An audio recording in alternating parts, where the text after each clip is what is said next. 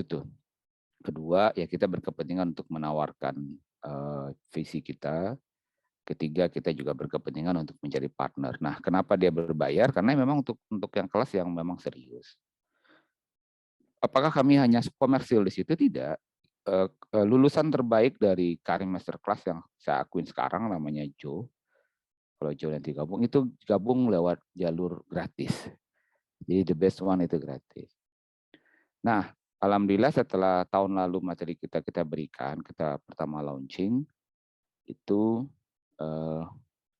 yang belajar ke kita perusahaan-perusahaan besar malah, ada Wardah, Sisesa, Semen Indonesia gitu ya. Dan alhamdulillah disambut bagus. Kemudian karena untuk UMKM kita turunkan lagi harganya. Nah kemudian banyaklah teman-teman, adik-adik, bapak-bapak, banyak yang mempertanyakan ke saya, Pak Iskandar mau ikut materinya tapi kok mahal sekali. Saya bilang nggak usah ikut kalau nggak bisa biaya itu kemahalan. Anda lihat saja YouTube-nya kami. Anda silakan tanya ke saya. Oke. Kemudian bulan depan ketika kita masuk edisi berikutnya, kita publish lagi ya dengan harga masterclass yang mahal begitu, 3,5 juta. Orang yang sama akan ngomong lagi, Pak Iskandar mau ikut tapi biayanya mahal sekali ya. Nggak apa-apa, Anda coba lihat di YouTube. Silakan tanya ke saya.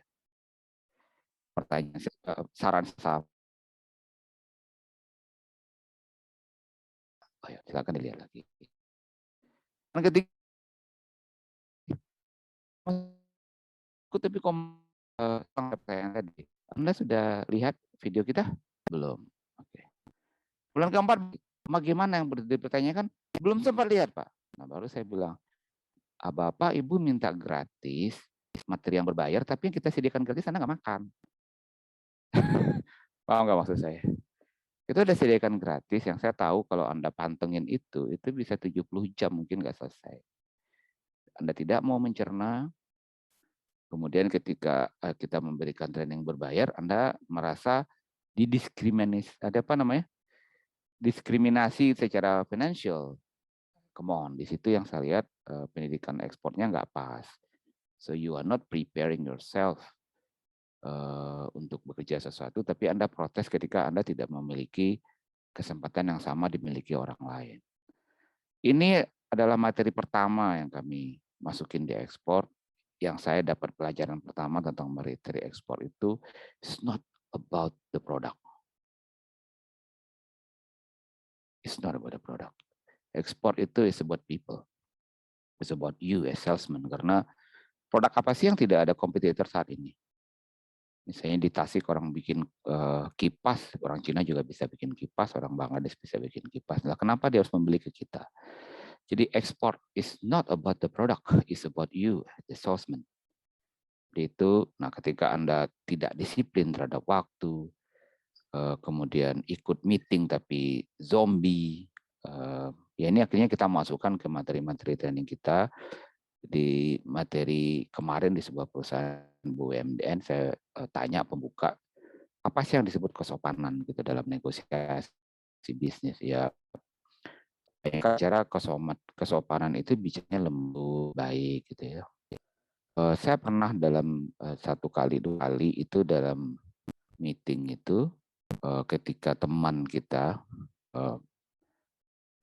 berada pada situasi yang harus menyelesaikan masalah ya di negara lain dan kemudian dia tidak bisa menjawab dengan lembut gitu. Aduh ini datanya disiapkan anak buah saya, jadi saya belum bisa. Oh ya, oh ini decision-nya harus oleh CEO saya senior manager, bicara ya. Dan si pas ngomong dengan lembut, ini yang Sandi, makasih nih video yang hidup Sandi sama Pak Davis ya. Ngomong dengan lembut juga, San. Itu ada pintu, silakan Bapak keluar pulang aja. Karena bagi mereka itu sangat tidak sopan. Anda terbang jauh-jauh, Anda tidak persiapan. Itu ekspor yang saya kenal. Dia ngomong dengan sangat lembut, Bapak silakan pulang. Karena Bapak bahasa Inggris tentu, you're wasting my time ya. karena jauh-jauh ke sini Anda nggak persiapan. Itu ekspor yang saya tahu, Bapak Ibu. Jadi it's not about bagaimana Anda ngomong lambat, lembut, tapi kata-kata Anda nggak bisa dipegang. Nah, bagaimana Anda kata-kata Anda bisa dipegang oleh kantor untuk bernegosiasi. Ya kan, kalau dikasih cek kosong begitu sama salesman, dia nggak kasih usaha kan. Atau dia ngambil keputusan yang entah kemana. Itu ekspor yang deal-nya itu deal-deal besar yang konsisten gitu ya, yang komitmen. Itu yang ekspor yang itu kita persiapkan ke situ. Itu pembuka ya. Jadi itu kenapa saya juga ini dari 1940 kita tidak lagi peserta, karena saya udah bilang di grup 10 menit kita toleransi untuk gabung ya. Mulai ya, kalau silakan nanti kita lebih banyak diskusi. Saya coba dari kemarin coba pindahkan materi yang harusnya 2 hari menjadi lebih pendek, lebih ke introduction gitu ya. Silakan nanti buka di sela aja, biasanya ada pertanyaan langsung sela aja. Saya rasa kita lebih akan hidup diskusinya begitu. Oke, apakah slide-nya kelihatan? Kelihatan ya? Siapa yang nyalain mikrofon? Kelihatan nggak? Sudah terlihat Pak Iskandar. Siap ya, saya mulai ya.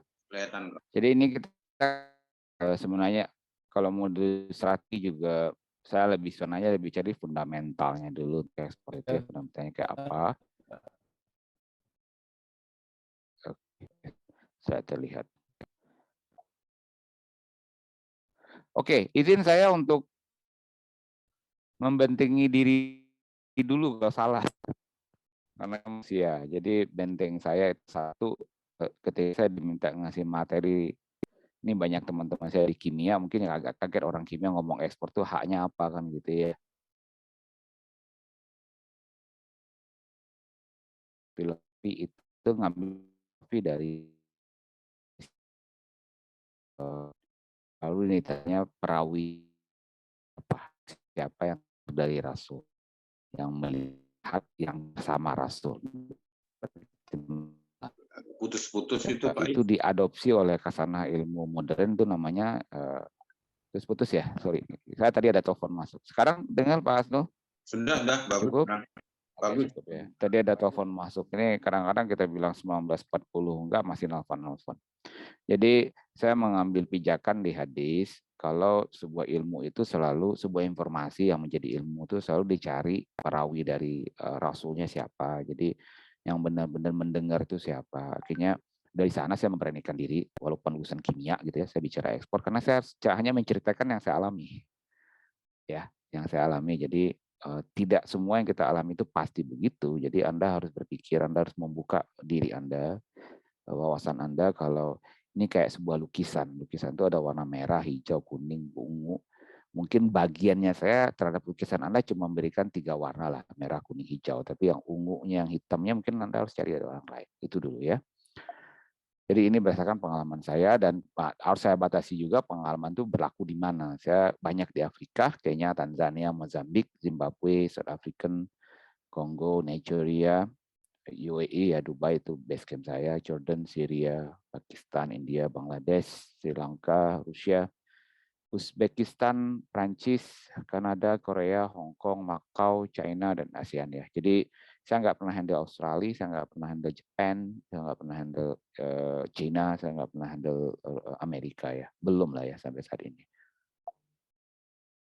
Kemudian, nah ini buat biasanya saya kasih buat yang muda-muda ya, biar kelihatan lah expert salesman itu kelihatannya ya keren lah gitu ya, kelihatannya keren, tapi kerjaannya itu ya ekspor yang saya tahu itu kerjaannya itu otaknya mumet karena menjual biasa doang ya standar Anda nggak berpikir, tapi ketika yang saya tahu ekspor yang kita tahu itu Anda punya waktu misalnya trip itu cuma 2 hari, Anda harus pulang bawa order dan bos nggak mau tahu tuh, Anda pulang bawa order aja. Nah, kenapa ada Karim juga sebenarnya dari situ saya 2007-2010 jadi sales ekspor dari perusahaan terbuka TBK dan saya buka 10 negara, 7 di Afrika. Kemudian 2014 baru kenal teman-teman pemerintah dan mereka mencari seseorang, nanya ke saya, ternyata orangnya saya. Dan di situ kita mulai akhirnya ya kita ngobrol, why you find me? Ya karena berhasil Der katanya. Oh, kalau gua gagal, lu nggak nyari gua kan? Iya. Anda harus ingat sebelum saya berhasil tuh saya trip. Jadi kita trip karena trip itu ya ketemu orang, memetakan situasi, kemudian terutama buat produk-produk teknis Anda melakukan trial. Trip itu ada biayanya, termasuk gaji kita sendiri dan keep cost-nya tinggi sekali. Nah, saya orang kampung, ini Pak Asnu udah ikut kita beberapa kali, saya orang Bukit Tinggi. Saya bilang, walaupun gua gagal waktu itu, kayaknya balik kampung masih tetap orang yang paling gagah di kampung, karena udah keliling dunia. Betul nggak? Itu society yang tidak pernah diungkap, tapi kita tahu, dan itu juga ya mungkin saya banyak anak teman-teman di kimia di sini, mungkin tetap gue yang paling gagah ya, saya keliling-keliling. Walaupun saat itu gagal. Nah, itu yang saya ngomong teman pemerintahan harus sadar itu. Jadi ada cost yang harus dikeluarkan oleh pengusaha, bukan oleh si salesnya untuk trip, untuk menembus market. Ketika Anda suruh UMKM itu siapa yang biayain? Nah, mereka terdiam. Siapa yang membiayain kalau mereka UMKM itu harus ekspor, kemudian ada komplain, kemudian ada apa katakan ada negosiasi terhadap spek baru, ada backup terhadap marketing. Siapa yang ngebiayain semua itu? Saya lihat teman-teman Cina ketika saya masuk ke Nairobi itu bahasa Inggrisnya cuma yes or no, tapi mereka situ 2 bulan, 3 bulan. That I saw it. Saya bersama mereka. Indonesia kan enggak. Nah ini siapa? Nah, akhirnya itu jadi question, pertanyaan utama terhadap ekspor itu mau dikemanain. Oke, nah satu hal yang membuat dulu sebagai personal, kemudian ada apa yang membuat saya agak kaget adalah ya sebagai orang yang trip saya pernah terdampar di Dubai 3 hari, nggak boleh keluar karena sok-sokan ya, jadi nggak visanya nggak keluar saat itu. Saya waktu itu sama temen namanya almarhum Gunawan ya, almarhum. Ya karena kita nggak boleh keluar untuk makannya kita susah. Jadi kita lihat ada McD cuma ya berjalan kaki 20 langkah tapi terbatas pagar ya antara orang yang datang sama orang yang mau berangkat. Akhirnya kita minta tolong sama teman-teman yang kita lihat orang Indonesia, kita minta tolong. Tolong Mbak beliin McDonald loh, kita lapar. Mbak beli juga gitu kan. Dan kita duduk dan kemudian ya mulai ramah-tamah ya. Ngapain Mbak jauh kerja jauh ke sini, gaji cuma segitu. Saya ingat dulu tuh gajinya 2007 itu 4 juta, di Dubai itu 4 juta. Nah, jawaban itu yang sampai sekarang saya masih terngiang-ngiang di kepala saya. Ngapain Bapak nanya gaji, ngapain kita kerja ke sini? Emangnya Bapak ada kerjaan buat kami? Itu kita terdiam. Jadi ternyata menjadi salesman itu Anda bisa memberikan pekerjaan yang banyak pada orang. Dan bangsa kita itu kerja di luar itu yang boleh dibilang tidak manusiawi somehow. Ya, saya sekarang ngambil mata kuliah, ngambil S2-nya di International Politics and Focus and Trade Diplomacy. Itu saya tahu data-data ini bagaimana beberapa negara itu terjebak pada demografi yang tinggi tapi negara tidak bisa memberikan pekerjaan sehingga mereka menjadi immigrant worker. Iya, kalau immigrant workernya di perusahaan minyak, tapi immigrant worker yang Anda tahu dari Indonesia apa gitu ya. So kita berpikir kalau ini bisa ekspor, itu pekerjaan di belakangnya banyak. Itu kita berpikir, idealismenya di sana. Nah, kembali kenapa kita fokus ke UMKM? Karena 70% ekonomi itu ada tangan UMKM. Nah, kalau UMKM ini tidak ekspor, yang terjadi adalah dagang si A dagang baju jual ke si B yang dagang furniture, kemudian makan di sederhana. Kemudian dia ngekos di tempat yang sama. Dan kemudian merasa tahun ini misalnya akan untung lebih gede karena nasi Padang tadinya saya jual 20.000 dengan ayam, karena saya lihat ekonomi naik, saya naikin 22.000, naik 10%. Ternyata begitu saya mau beli baju juga naik dari tadinya 100.000 sekarang 110. Pulang ke kosan 1 juta sekarang 1.100. Kalau kembali ke sains itu entalpinya 0. Silakan Anda backgroundnya kimia, fisika, sains itu akan tahu maksud saya. Jadi itu yang terjadi 70 tahun kita merdeka, kita seolah-olah naik, inflasi naik karena rezim ekonomi kapitalis itu yang diukur itu inflasi terus naik. Tapi sebenarnya ketika itu transaksi yang terjadi di kamar itu aja, itu tidak terjadi peningkatan kemakmuran. Kita harus akan makmur kalau skalanya kita itu besar, meluas gitu ya. Dan ini bakal menjadi disaster besar terhadap Indonesia yang demografinya adalah kita akan bonus demografi, dari arti kata dunia kita negara nomor 4 populasi bonus demografi pula, artinya banyak anak muda usia kerja. Kebayang nggak ketika kita bonus demografi, katanya banyak angkatan kerja tapi nggak ada pekerjaan buat dia. Itu disaster nantinya kita. Itu yang kita lihat. Nah, kembali ini dasar-dasar nih, kita bicara ini dasar-dasar. Ini saya sering kali keluarin slide ini slide awal ketika saya diminta waktu itu memberikan pemahaman tentang ekspor itu di pengajian. Waktu itu kita awalnya itu memberikan di pengajian di SMA gitu ya, di SMA swasta saya pernah. Ketika ditanya ini semua anak SMA tuh tahu nih bendera apa, VOC gitu kan. Ada yang nggak tahu nggak? Karena banyak bapak-bapak nih. Tahu lah. Kemudian kita tanya ke anak-anak SMA gitu, ngapain VOC ke sini? Dagang Pak, awalnya dagang. Siapa pimpinan kafilah dagang orang Eropa ke sini? Mereka hafal tuh Vasco da Gama, Alfonso di Albuquerque, segala macam. Kemudian kita tanya, siapa nama kafilah dagang yang dari Indonesianya ke situ? Nggak ada. Nggak ada Hasnul Bahri, nama Hasnul Bahri tahun 1500 jual kopi dari Pagar Alam ke Paris. Nggak ada ya Pak? Nggak ada Usep bin Udin dari Cianjur jual teh. Nggak ada. Apa yang salah? Kita dagangnya nunggu. Kita dagang menunggu. Jadi apapun agama Anda harus yakinin kalau Anda dagangnya nunggu ya Tuhan Anda, ya Allah kalau saya di Islam, yang ngasih rezekinya rezeki nunggu ya. Sepantasnya kan gitu ya, betul nggak? Rezekinya rezeki menunggu. Sementara VOC itu berlayar berbulan-bulan itu mungkin naik kapal 100, nyampe tinggal 90, 10 orang mungkin meninggal di lautan lah, tanda kutip gitu ya. Itu yang terjadi, yang kita harus ngakuin. Nah itu yang secara politik, secara society ya, saya lihat memang bangsa Melayu kita diberkahi tanah yang subur, tapi kita kurang memaknai apa yang disebut di Al-Quran, setelah sholat menyebarlah di muka bumi gitu. Kita nggak menyebar. Itu dulu yang saya dasar-dasar kenapa di ekspor kami lebih fokus pada people gitu ya. Nah, jadi saya tidak akan bahas. Nah, biasanya di kuliah kita kami tidak akan bahas pengertian ekspor. Kami tidak akan bahas bagaimana mengisi formulir-formulir. Saya tidak mengambilkan data statistik. Kenapa? Ya, yang masalah bagi kami yang kami potret, salesnya tuh mana gitu. Kita sudah mengirim barang, kalau secara produk tuh Nusantara tuh sudah ngirim barang ke luar negeri itu sejak zaman VOC. Tapi kita nggak pernah menguji market. Nah, ini yang masalah di kita. Materi-materi tentang pengertian ekspor ya, misalnya LC itu apa, FOB itu apa, PEB itu apa, banyak tuh pertanyaan ke saya.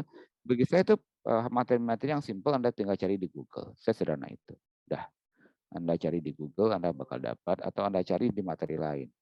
Dan bagi kami itu kayak kayak Anda mau nikah dengan seseorang harus ada syarat-syarat ke penghulu kan.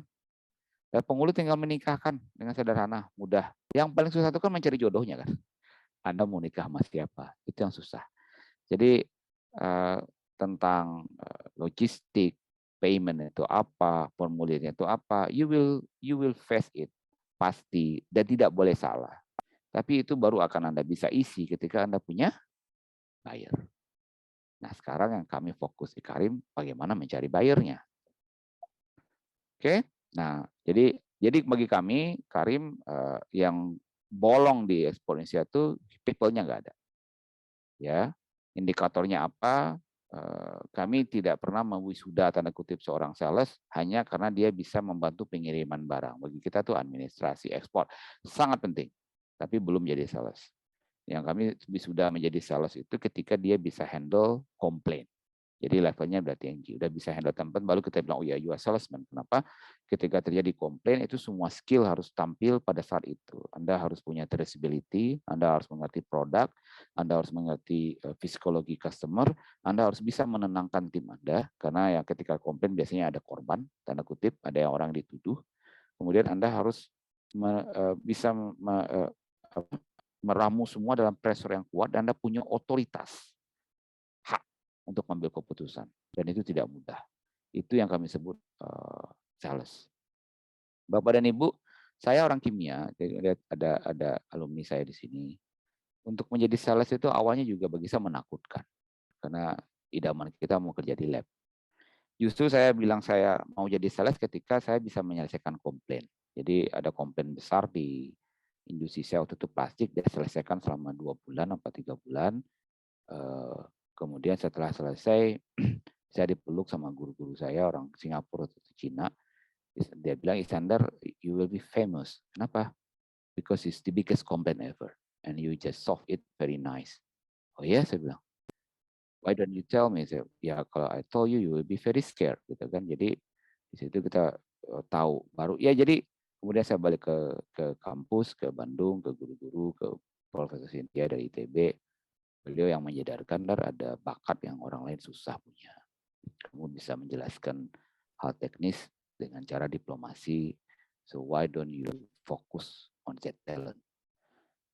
Saya harus sampaikan hal ini. Poinnya adalah somehow kita dalam hidup harus berjibaku untuk mengatakan kita perannya di mana sih gitu. Jadi mungkin buat teman-teman yang muda-muda, terutama yang dari sains, kalau bangsa ini perlu orang-orang yang punya cara berpikir kuat, tapi bisa menyampaikannya dengan indah gitu ya, dengan diplomasi untuk mendorong ekspor. Otherwise, kita hanya menjual produk karena murah. Dan tidak akan pernah murah karena Cina selalu lebih murah ya. Oke. Jadi solusinya bagi kami portal pemulasaran ekspor tidak ada tenaga transfer. Kalaupun ada, gajinya itu mahal ya. Operasional untuk sales ekspor itu setahu saya baru terakhir cek itu 2 tahun lalu, Kelly Services itu junior manager sales itu 20 juta per bulan. Sangat saya. Dan turnover-nya tinggi dalam arti tiap tahun berganti-ganti orang. Dan itu tentu yang dirugikan adalah produser. Jadi kami kemudian menawarkan solusi pekerjaan export marketing management itu dipindahkan ke perusahaan. Itu yang Karim lakukan. Jadi kami mendidik orang-orang untuk menjadi sales manager independen. Jadi kami mencoba memacu revolusi apa yang terjadi di dunia lawyer mungkin 100 tahun lalu ya. Jadi lawyer itu tadinya kerja sama perusahaan, sekarang kan menjadi ada lawyer independen yang biasanya independen lebih memiliki skill di atas daripada internal law gitu ya. Pajak itu orang-orangnya dari tadinya akunting di bawah financial kemudian jadi ada konsultan pajak. Jadi outsourcing ya. Kalau Anda dengar outsourcing mungkin dengarnya cuma office boy, enggak. Kami mencoba untuk outsourcing itu di level marketing manager ekspor. Apakah Karim yang pertama melakukan? Rasanya Indonesia kita berani klaim mungkin kita yang pertama melakukan ini dengan gencar. Tapi di dunia lain itu udah umum. Anda kalau baca sejarah Jepang, restorasi Meiji, mereka memutuskan menjadi industrialis, pedagangnya cuma 3. Sumitomo, Mitsui, sama Marubeni. Ini sudah terjadi di Hong Kong dengan Li Fung. Udah terjadi di Australia banyak sekali. Udah terjadi di Arab, di Eropa banyak sekali. Nah, Anda coba lihat, compare dengan Indonesia, Anda baru bikin kerupuk, Anda diajarkan bagaimana membuat pabrik, Anda diajarkan Anda harus investasi di ISO, HSCCP, kemudian cari permodalan dan belajar mengisi PEB, kemudian Anda arahnya berbeda dan menurut saya itu nggak elok gitu ya. Itu dulu, oke? Nah, satu lagi ini ada dasar-dasar aja. Satu yang kita selalu lupa di ekspor itu yang jual produk yang sama itu bukan Anda doang. Pak Hasnul tuh kopi ya. Yang jual kopi itu bukan Pak Hasnul doang. Cina juga ngaku-ngaku jual kopi. Vietnam juga. Saya ngambil contoh nih beberapa produk yang murah-murah lah ya. Ya Italia pun kalau Anda lihat neraca dagangnya juga kopi banyak. Betul nggak? Padahal nggak ada kebun kopi. Jadi itu bukan tentang produk, itu tentang market. Nah, yang kita harus cari, walaupun orang beli ke dia, orang memproduksi, kenapa dia harus deal sama kita? Itu yang susah. Itu yang kita ajarkan, itu triknya, gitu ya. Nah, dasar-dasar. Jadi faktor utama bisnis itu cuma 3 ya. Jadi product, kemudian market, dan financial. Jadi produk itu rasanya Anda selama ini berjibakunya di 3 tuh. Kebanyakan UMKM itu di 3. Bagaimana mendapatkan sertifikasi halal, GMP, HACCP lah. ISO lah, ada PERT paling bawah. Nah, yang saya lihat akhirnya berpikirnya kayak tiket ya, kayak tiket nonton sesuatu gitu. Jadi kalau saya udah ISO sudah Pak saya udah halal, berarti saya bisa ekspor dong. Bisa, tapi ada yang beli nggak? Seolah kalau udah begitu itu kayak tiket Anda masuk. Enggak, itu baru sertifikat Anda belum menandakan Anda bisa jual, karena yang jual kembali ke marketnya mau nerima produk Anda enggak. ISO halal segala macam adalah salah satu indikator, yes, tapi bukan penentu ya. Karena maksud saya bukan penentu, orang yang tidak punya ISO pun bisa jadi dia bikin segera kalau marketnya ada, betul nggak? Dia bisa ngomong ke finance, ini ada market, produk saya suka, beliau suka produk saya, tapi saya belum punya ISO, saya perlu investasi. Financial akan cek, oh ini bagus, kayak akan masuk, gitu loh. Karena dari tiga ini, si financial ini orang paling oportunis. Si technical lancar, network suka, udah dia baru invest. Dan kita sendiri Karim juga menginjak ke sini. Beberapa buyer, beberapa vendor kami itu maju ke posisi-posisi ke investment. Jadi kita Karim itu termasuk ke investasi ya. Kita bantu untuk menjadikan investor buat vendor-vendor kita. Nah, di sini yang paling penting itu yaitu people-nya siapa. Jadi dari ini, this is the three pillar of business, but who run it, people yang paling utama. Oke, kembali dasar berikutnya adalah jangan pernah menyamakan penjualan lokal dengan ekspor itu orangnya sama, gitu ya. Enggak, itu sangat berbeda karena bukan lebih bagus ya. Saya nggak pernah mengatakan si A lebih bagus dari si B, enggak. Tapi dua atlet yang berbeda. Jangan suruh pelari maraton menjadi pelari sprinter dan pelari sprinter maraton. Tidak. Ini tidak ada yang lebih bagus dari yang lain, tapi cabangnya berbeda. Jadi jika Anda udah bagus di local sales, belum berarti di ekspor sales Anda bakal sama. Atau sebaliknya Anda tidak bisa di local sales, bukan berarti di ekspor sales bisa jadi Anda tidak bisa juga. Oke, so fokus pendekatan ke Karim, bagi kami setiap perusahaan itu sebaiknya punya export manager professional. Karena yang dikerjakan bukan hanya menawarkan barang. Kalau hanya menawarkan barang, ya Anda mencari kasir Indomaret bahasa kita tuh. Dia bawa barang scan sekian. Enggak, Anda harus banyak. Kemudian pola promosi. Halo? Halo? Ya. Pola promosi bisa saling mendukung karena promosi itu mahal ya. Kemudian kolaborasi dengan buyer, ini fokus pendekatan kita. Keempat, dapur bersama. Nanti kita banyak diskusi ya. Dapur bersama itu artinya kalau sama-sama jual dodol, ngapain ada 5 orang jual dodol, ngapain 5-5-nya bikin pabrik, intinya begitu. Kenapa nggak 1 orang aja bikin pabrik, yang 4-nya newa. Itu yang kita sarankan di Karim ya. Nah, jadi apa pekerjaan sebagai export manager yang kami define itu ada 8 job desk pekerjaan sales ekspor itu. Yang merah-merah ini di mana-mana Anda baca seolah-olah pekerjaannya itu cuma 3. Mengerti produk, saya sebutnya bukan mengembangkan produk ya di luar, mengerti doang produk. Terus menagih pembayaran, mengajukan harga, menagih pembayaran, mengatur pengiriman. Export manager itu dianggap itu pekerjaan 3 itu. Kami enggak, kami mendefinisikan ada 5 lagi. Jadi pertama, dia ikut di produk, dia ikut mengarahkan produk arahnya kemana, menentukan gitu ya. Kemudian memilih market. Market itu dipilih ya, memilih market. Jadi belum menentukan market, belum masuk ke market, tapi memilih market. Kemudian beratraksi di expo. Kami tidak mengatakan ikut expo, tapi beratraksi di expo. Kemudian ada diplomasi, Anda baca di sini di detail, itu bukan negosiasi, kami sebutnya diplomasi.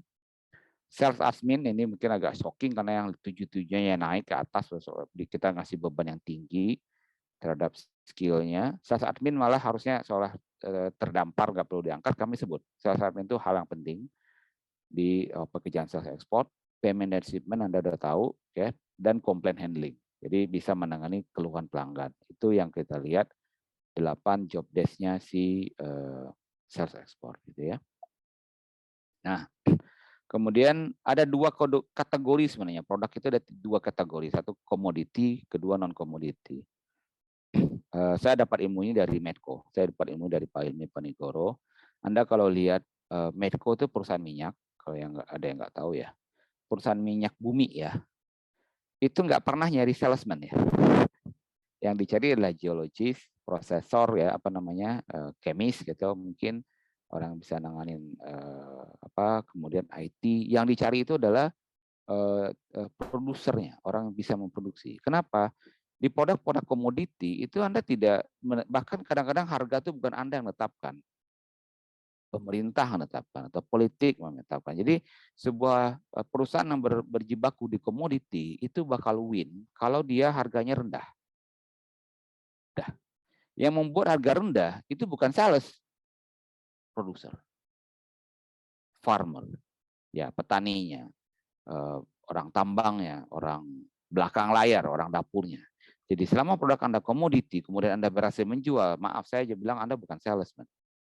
Anda belum jadi posisi jadi marketer sebelum. Jadi yang dibutuhkan itu skillful technicians. Dia yang bisa membuat harga itu rendah. Jadi Anda jual green bean itu komoditi, Anda jual padi itu komoditi, Anda jual teh dalam ton itu komoditi, Anda jual kain itu komoditi. Dan maaf bicara, ekspor Indonesia fokusnya itu komoditi Anda kalau lihat. Jadi salesnya memang tidak ada. Nah, non komoditi itu produk-produk yang bisa dijual gara-gara kepintaran orang marketingnya. Dan Anda akan surprise. Misalnya contohnya sabun Lux, itu kan sabun mandi. Sabun mandi kenapa dia harus membayar bintang iklan yang mahal? Karena itu non komoditi, ada value di situ, ada harga barang di luar harga produk, ada kebanggaan di situ. Nah, itu dibutuhkan skillful marketer, bukan produser. Membikin sabun mungkin saya anak kimia, mungkin sabun mudah lah. Sabunnya gitu-gitu aja ya. Tapi ketika dia pindah ke non komoditi itu nilai value-nya naik-naik. Ini yang kerjaan sebenarnya dari si marketer. Jadi ketika marketer ngeluh, aduh harga barangnya udah nggak masuk, udah mahal, masa jual segitu? You are not marketer. Marketer yang sebenarnya ya fokusnya ke non komoditi dong, gitu loh.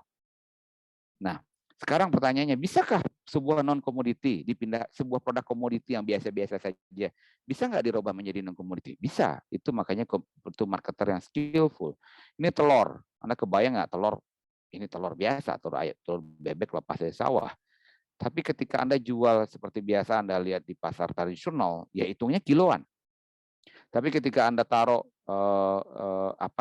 packaging yang bagus di situ, ada nilai gizi di situ, Anda mau berkreasi lagi ketika QR code itu menunjukkan ini dari Cianjur dipanen keluar tangga dari dari Pantat Itik bulan Mei, berarti umurnya 2 bulan atau berapa, itu nilainya tinggi. Karena orang melihat sesuatu di situ. Ini yang maksud saya merubah kerjaan si marketer, membawa produk dari komoditi menjadi non komoditi. Itu yang kami ajarkan di kelas-kelas kami. Oke, so market expansion ke orang lain gitu ya.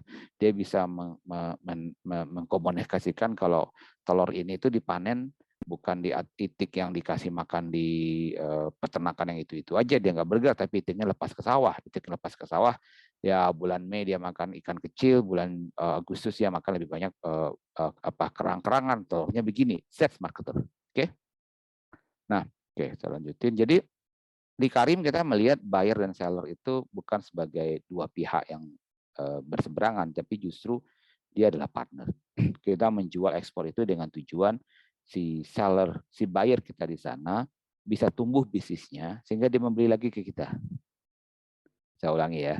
Tujuan market ekspor itu bukan mencari buyer yang banyak.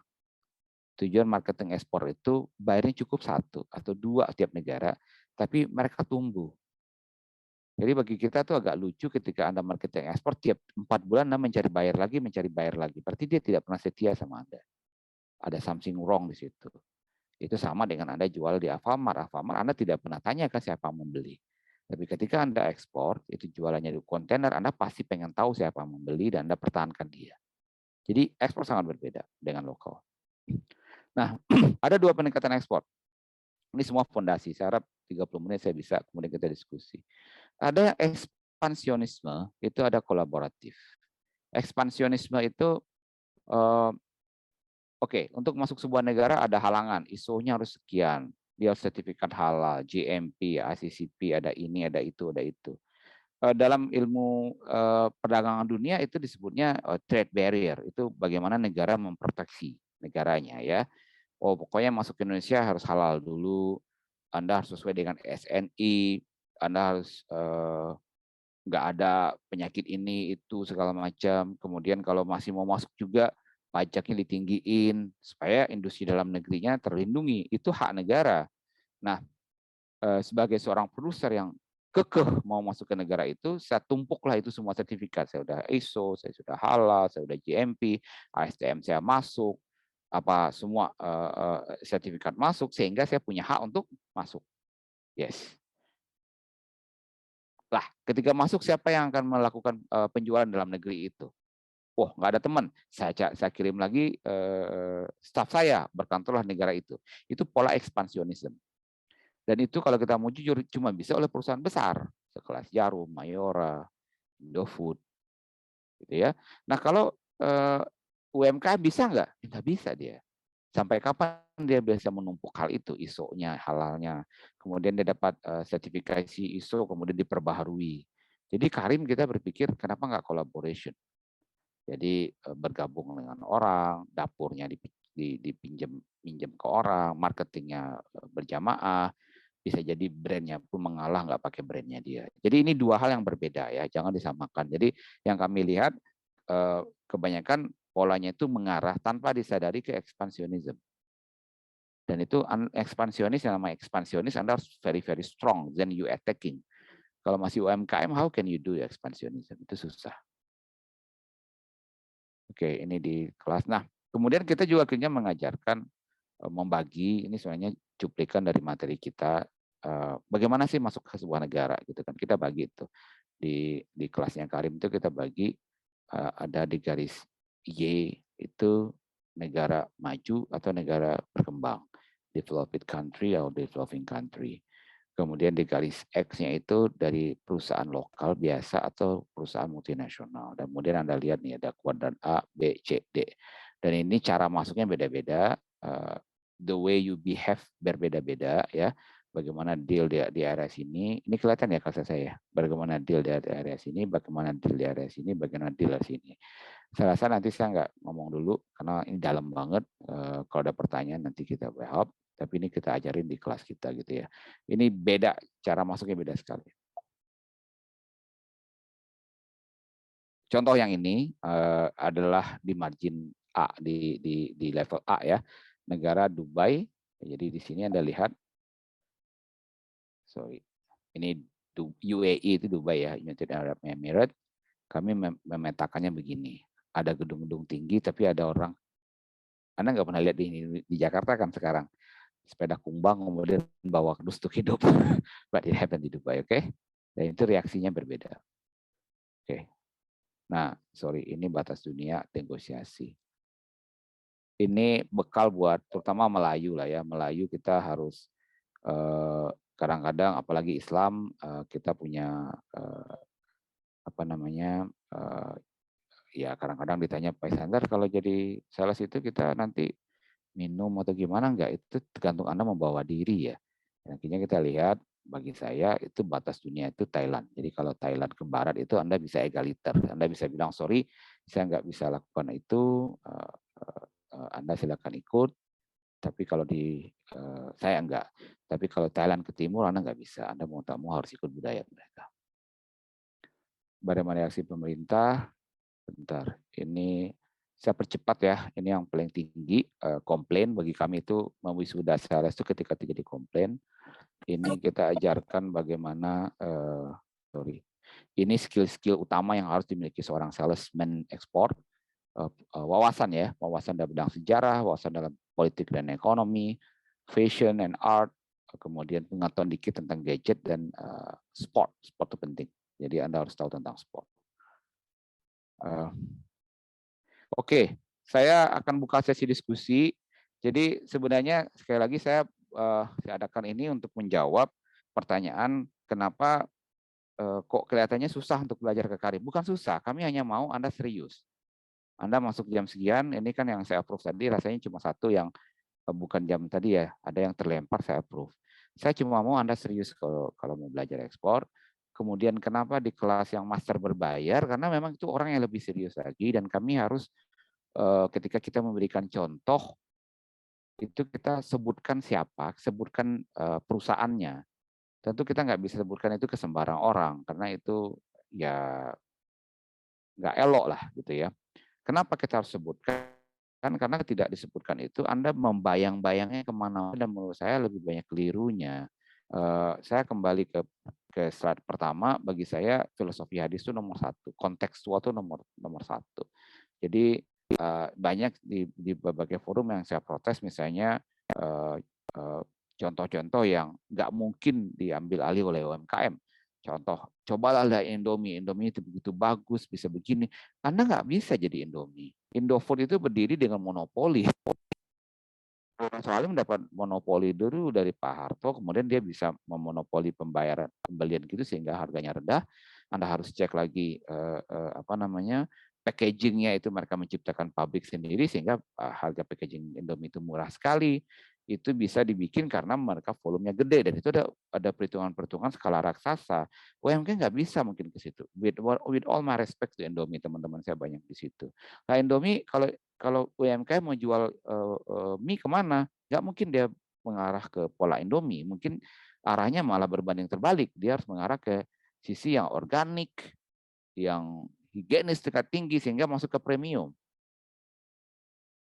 Begitu. Jadi beda banget pendekatan kita dengan yang mungkin kebanyakan di umum ya.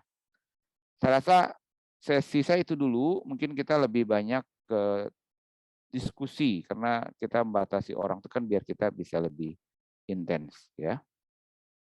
Mana dia? Silakan ada pertanyaan atau apa?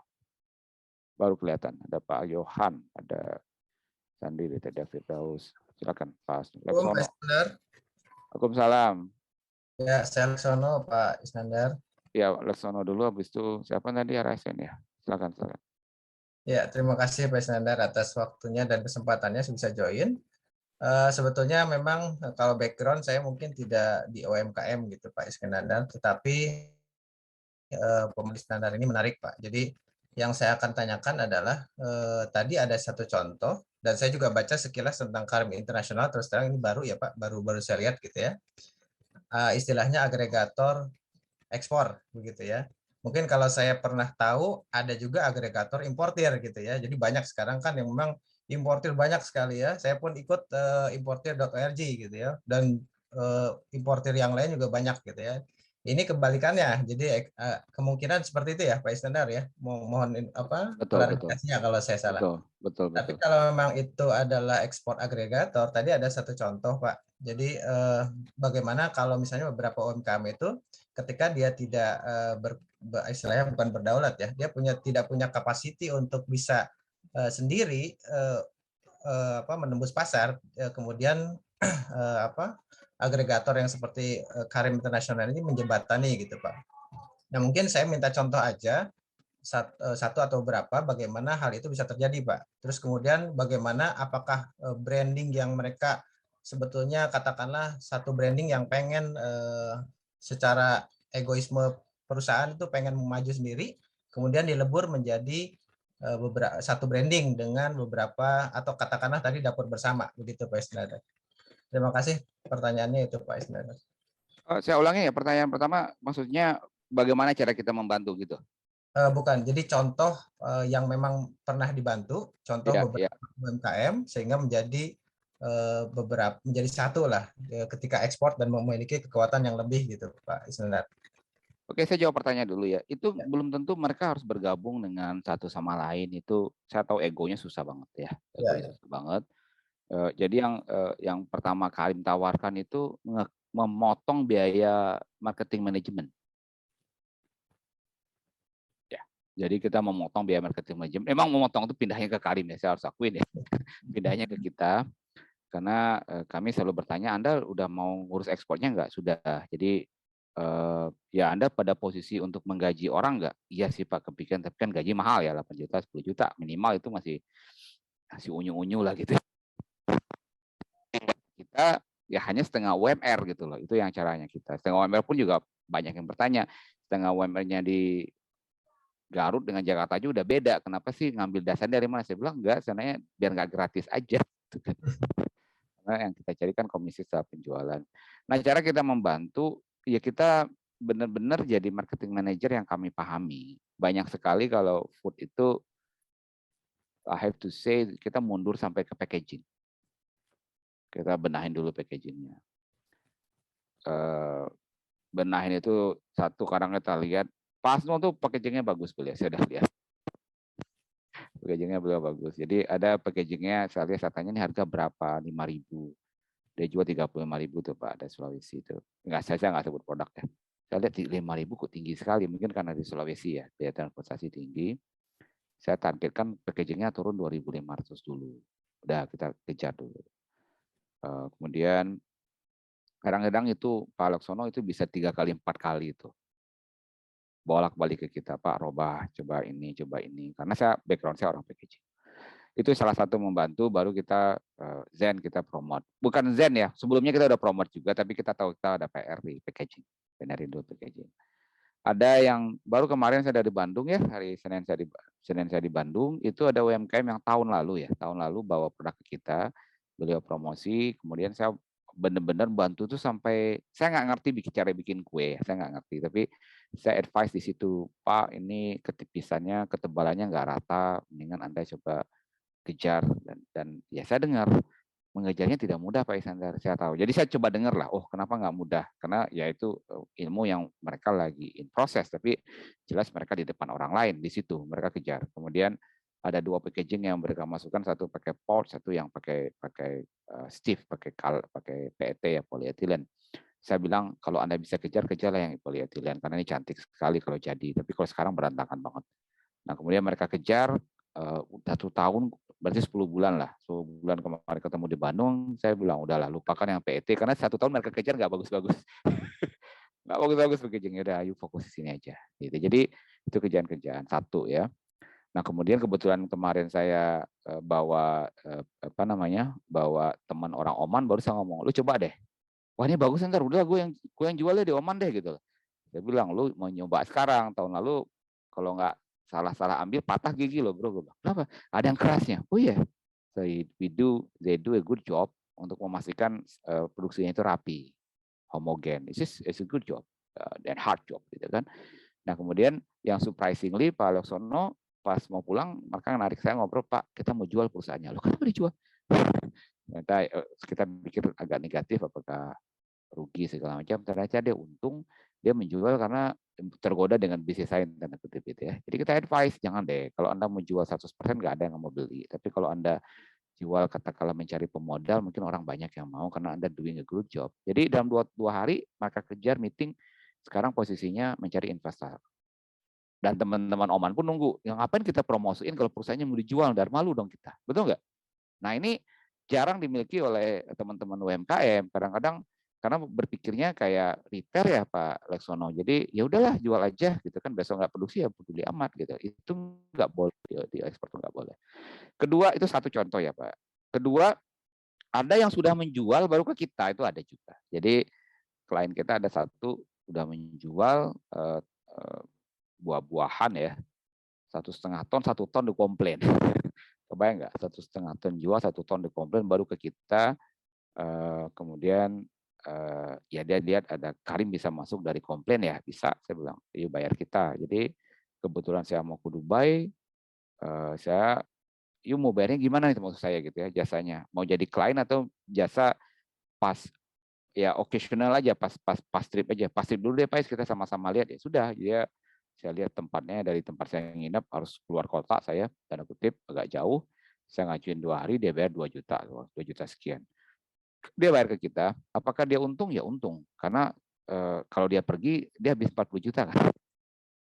Nah bayarlah ke kita. Kemudian saya tanya jobnya apa nih? Satu, kami mau tahu kenapa kami dikomplain. Oke, technical. Kedua, kami pengen orang itu ngasih kesempatan lagi ke kami, walaupun kita udah dikomplain. Kan gitu ya, kan tujuannya kan setelah dikomplain, ngapain lu mau tahu doang tapi lu nggak mau jual lagi, apa sih? Job saya udah, saya tulis job saya ini ya, dan saya ngomong itu mencapai job ini tidak mudah tapi saya lakukan. Jadi Jangan pula kalau berhasil baru gua bayar, nggak akan ada yang mau juga, job itu susah kok. Ya kan? Jadi saya ngomong baik-baik, kalau saya gagal ya mohon maaf ya. Saya yang dibayar adalah pekerjaan saya, waktu saya, betul nggak?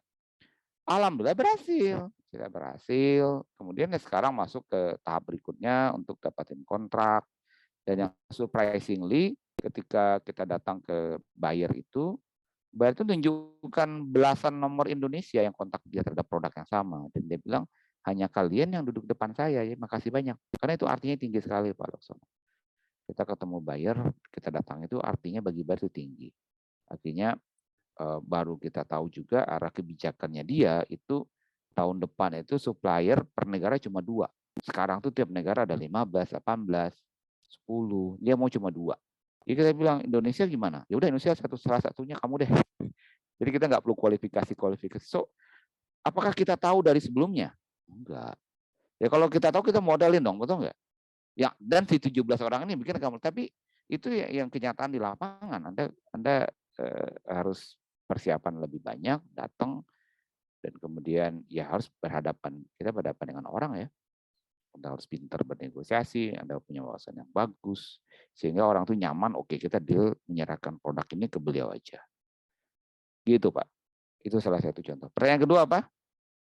Kalau ada contoh yang ini Pak Isnandar, yang dapur bersama itu. Oke, dapur bersama itu contohnya begini. Saya di Indonesia kita paksa kenal ini sampai sekarang belum ada yang officially. I have to say to you. Kenapa saya memaksakan harus ada dapur bersama? Saya punya cerita satu. Ini 2007 saya pertama jadi salesman. Saya terus terang dulu jual plastik rokok. Siapa yang di industri rokok di sini? Pernah kerja di industri rokok? Enggak ada ya? Yang ngerokok tahu ada? Pak Laksono merokok nggak? Jual rokok ya, merokok tidak Pak. Jual rokok apa? Rokok biasa apa? Jual. Jual di eceran atau sebagai marketer? Eceran saja. Oke. Pabrik rokok itu, kalau Sampurna Jarum itu 1 tahun itu mungkin 20 miliar atau 200 miliar batang, aku lupa, ada 15 tahun. Anda dengar nggak pabrik jarum itu karyawannya berapa? Ribuan ya? Ribuan. Ribuan. Puluhan ribu lah, betul ya? Banyak lah. Puluhan ribu lah. Kalau pabrik rokok yang kecil-kecil ratusan, betul ya? Ratusan. Nah waktu itu saya di Dubai ketemu seorang namanya Neville. Dia lagi duduk sama saya, kemudian pasti kenalin, oh kamu yang Nandar, nanti malam saya telepon ya. Gitu. Saya kaget tuh, dia tahu saya. Jam 4 sore dia telepon, ngajak saya jalan-jalan. Neville waktu itu umurnya udah 60. 2 minggu lalu saya teks dia, gue istirahat aja, gue udah nggak mau bisnis lagi. Saya tanya Neville itu punya pabrik rokok ya. Dia penjualan 1 tahun tuh kalau nggak salah 5 miliar batang atau 10 miliar batang, aku lupa. Dan saya tanya, Neville, karyawan kamu ada berapa? Sebagai produsen rokok menjual 10 miliar batang setahun. Kira-kira kalau saya tanya ya, dengan bayangan Anda Pak Laksono tahu pabrik rokok, kira-kira karyawannya ada berapa? Saya nggak bisa nebak, cuman kalau misalnya dia melakukan efisiensi ya pasti sedikit lah Pak Isnandar. Ngomonglah angkanya berapa, ini nggak ada yang salah. 50 ya. 3 orang. Yang dimaksud organiknya 3 orang gitu Pak Isnandar. 3 orang. Jadi kita kan kaget ya. Ini kan pertanyaan tadi kenapa saya mengejarkan ke dapur bersama kan ya. 3 orang gimana mendapatkan pabrik rokok 3 orang? Operator aja 1 kan gitu ya, betul kan? Minimal. Kemudian staf admin. Kan kita membikinnya sangat lurus. 3 orang karyawan gua. Siapa? 1 gua orang produksi, kedua orang marketing dan finance, ketiga orang marketing, ketiga orang finance and supply chain ya. Jadi biasa Anda tiap ya perusahaan biasalah setiap tahun ada meeting tahunan. Ya biasanya Natal di Susek ke rumah gua katanya. Udah tanya sederhana aja 3 orang doang meeting tahunan aja semua. Tahun depan kita mau dapat uang berapa nih? Katanya saya, Yohan, sama Laksono. Kita tahun depan mau dapat uang berapa? Masing-masing 5 miliar ya buat hidup. Jadi dia nggak ngoyo. 5 miliar ya udah 5 miliar rupiah katanya gitu ya. Kita harus jual berapa batang tuh? Oh 15 miliar. Oke 15 miliar. Kemudian Yohan misalnya orang marketing. Dapat market nggak 15 miliar kita jual tahun depan? Boleh nih, boleh. Mana? Oh Zambia sekian, ini sekian. Dia di Afrika ya, Zimbabwe sekian miliar, oke. Kapan? Ya Zambia masuklah bulan Juli, Zimbabwe bulan Agustus gitu. Jadi orang marketing. Kemudian saya si Neville-nya orang produksi. Kemudian tanya Laksono, uang ada, dah kemudian buat modal ya, ini namanya modal kerja. Nah kerjaan si Neville sebagai orang produksi bulan Januari menelpon semua pabrik rokok dunia. Dia nanya, bro, pabrik lu berapa line? 2 line ya? Bulan depan ada nganggur gak? Gue pinjem dong. Dia pinjem. Maklon ya, Pak Iskandar. Bukan maklon, Bukan. dia pinjem. Oh, pinjam. Jadi dia berkantor di situ selama 2 bulan. Mesin itu dia robah dengan cepat, dia kembalikan lagi ke pemiliknya setelah dia pakai. Beda sama maklon, Pak. Maklon tuh Anda tunggu beres di rumah, betul ya? Tapi dia boleh maklon, tapi kasusnya Neville bukan maklon. Jadi dia kemudian datang dengan dia robah segala macam, kemudian dia nentukan tobacco-nya yang mana, plastik yang mana, kardusnya yang mana. Jadi dia kontrol semua, dia pinjam. Bagi saya ini kalau kita mau andaikan hidup, supir profesional. Dikasih BMW Hayu, dikasih Panther boleh, betul nggak? Yang penting saya supir. Ya dong. Dikasih Kijang ayo, dikasih Espas yang jelek, ayo saya pakai gitu loh maksudnya. Nah, Anda kebayang saya orang Padang kemudian hanya gara-gara rendang masuk CNN nomor 1, kemudian semua orang bikin pabrik rendang ISO. Paham nggak maksud saya? Cara berpikir kita dengan cara berpikir beliau. Itu makanya saya ngomong sama Buya Gubernur, Buya sebaiknya kalau mau rendang, didik anak-anaknya yang bisa memasak rendang, kualitasnya sama-sama enak, mau pakai tungku, mau pakai gas, mau pakai kompor oven, ayo. Paham nggak? Nah, dunia tuh udah di level itu. Aku mau ngomong gitu. Dunia sudah pada level itu, Pak. Sarana produksi itu tidak menjadi sesuatu yang mereka terpenjara dengan skill itu doang. Dunia sudah di situ. Nah, sekarang kalau kita harus semua oleh kita dengan, ya maksud saya, oh ini kan heritage. Yes, tapi Anda mau jual berapa? Kemakmurannya dapat enggak terhadap karyawan? Bukan terhadap Anda, terhadap karyawan. Nah, itu yang saya sebut dapur bersama. Sekarang kalau misalnya di rendang itu beberapa kali kita dapat panggilan, orang bertanya, ya Anda gimana mau jual rendang dengan murah kalau peternakan sapinya nggak ada? Ya kenapa nggak anak-anak muda itu bisa diterbangkan ke Argentina, beli sapi, potong, bikin rendang, jual dan pulang lagi gitu loh. Saya tahu ini jauh berpikirnya, tapi saya lihat itu dari orang lain, Bapak dan Ibu. Itu yang saya sebut dapur bersama, udah ke situ, bukan level yang maklun lagi, enggak. Dapur bersama, disewain dapur itu. Nah, kalau ini kita create cepat, lapangan kerja di bawahnya naik.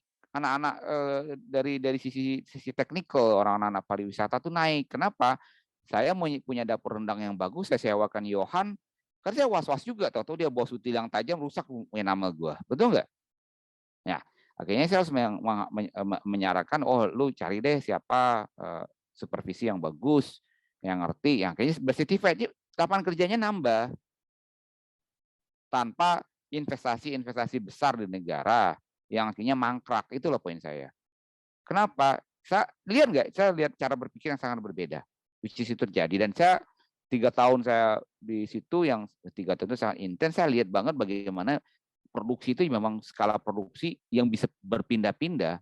Saya dulu supply ke BAT ya, British American Tobacco. Saya di Johannesburg ketika ada isu, ini recordingnya kita matiin.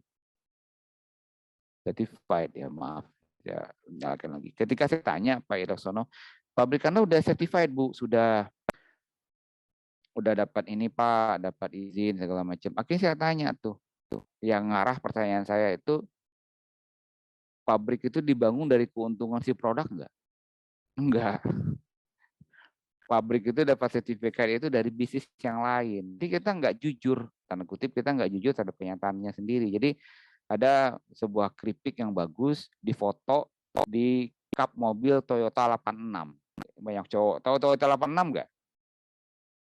Silakan Google ya. Toyota 86 itu mobil 2 pintunya Toyota. Harganya minimal 1 di foto di juta atau berapa.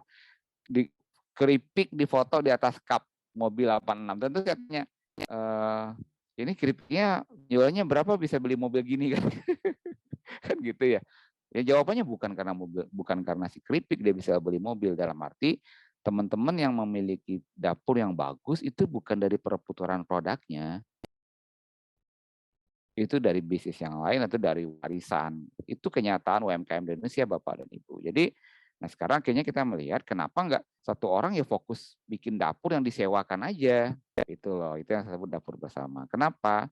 Ketika yang punya dapur itu lagi, kadang-kadang udah bangun 3 miliar, nggak dihitung tanah, jadi kalau datang dengan tanah mungkin 4 miliar, kapasitas 10 ton, tapi baru diisi 3 ton, itu kan wasting of money kan. Lah, kenapa nggak 7 tonnya disewakan ke orang? Itu baru ekspornya naik, Pak Laksono. Itu wacana yang susah dikasih tahu di Indonesia, tapi kita mau konsisten ngasih tahu itu, karena egonya tinggi sekali. Gitu. Ya, makasih. Ya, makasih Pak Iskandar. Fruitful, Pak. Terima kasih, Pak. Ada pertanyaan lagi?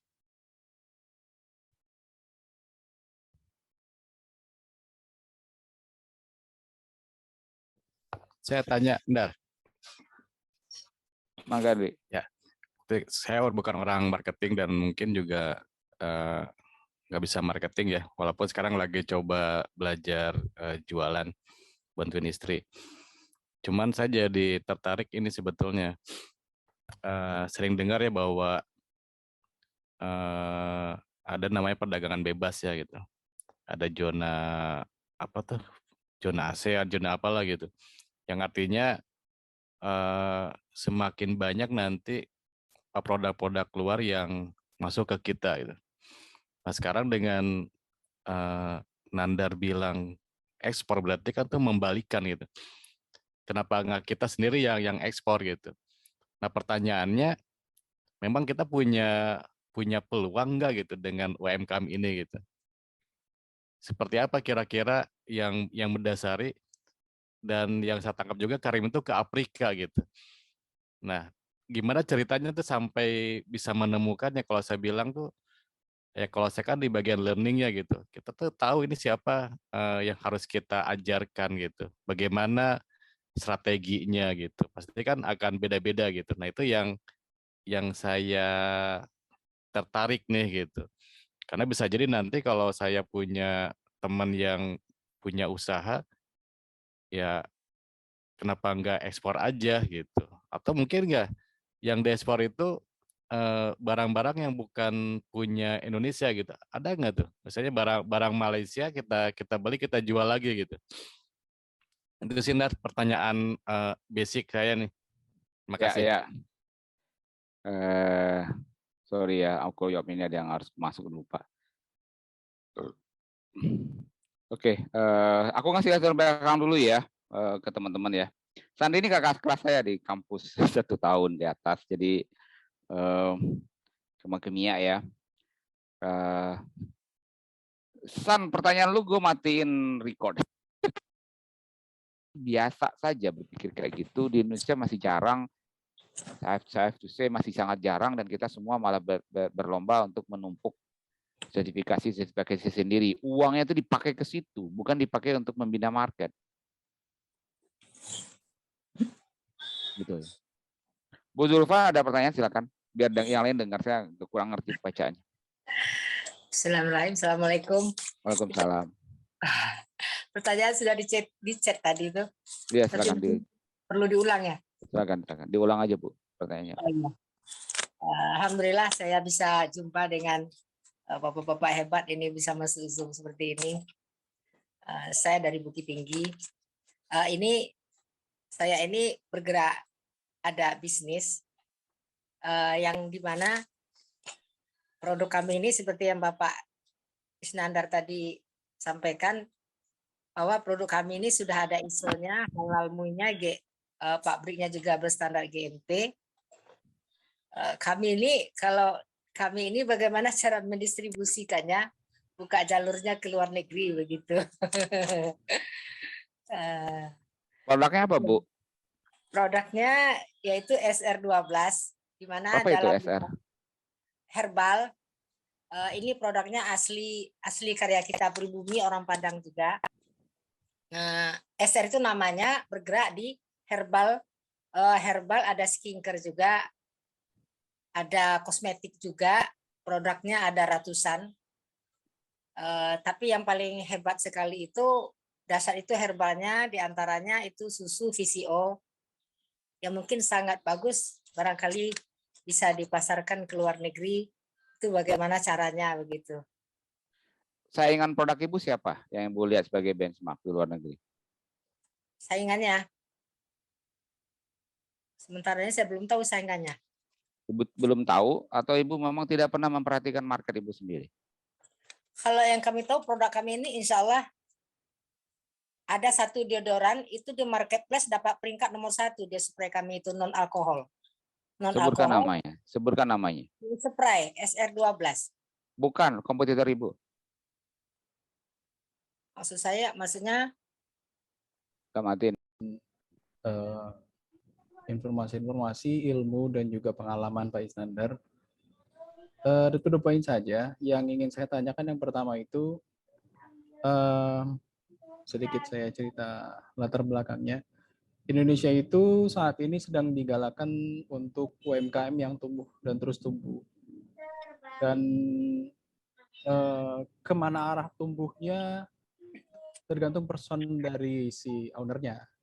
Ada yang tumbuhnya ke arah produksi, ada yang tumbuhnya ke arah jaringan, ada yang tumbuhnya ke arah marketing, sales, ada yang tumbuhnya ke arah mana gitu. Tapi di satu sisi memang saya lihat semangat tumbuhnya tuh luar biasa saat ini.